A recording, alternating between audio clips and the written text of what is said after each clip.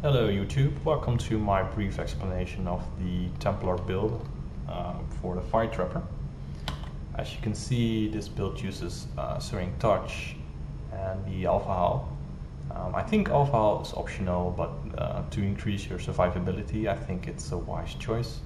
The other item that's optional is the Carcass Check. This just increases your damage, but a chest that gives you Mind Over Matter is also a possibility, but this will change the build radically. So in your Searing Touch you will just place your Fire Trap linked with Chance to Ignite, Fire Pen, Elemental Provocation and Concentrate Effect. I think a 4 link will do as well. A 5 link is better and 6 links is even more crazy damage.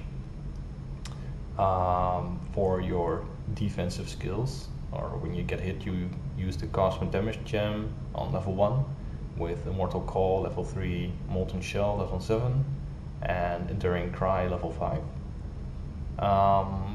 Currently I have around 600 mana, which is also life, or at least 40% of your damage is, no, it's 30% of your damage is redirected to your mana pool instead of your life.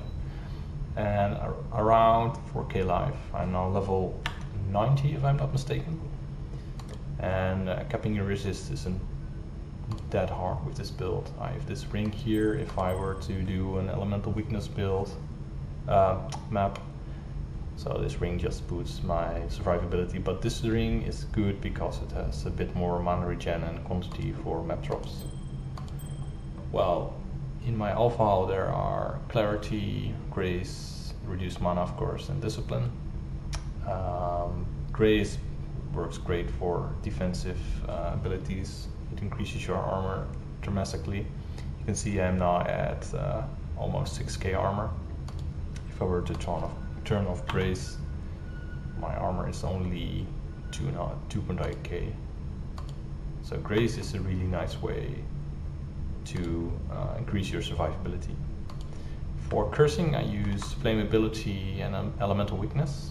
I use a macro to cast them really fast, because with this build you don't want to be hit, you run around really fast and spam your curses and drop your traps.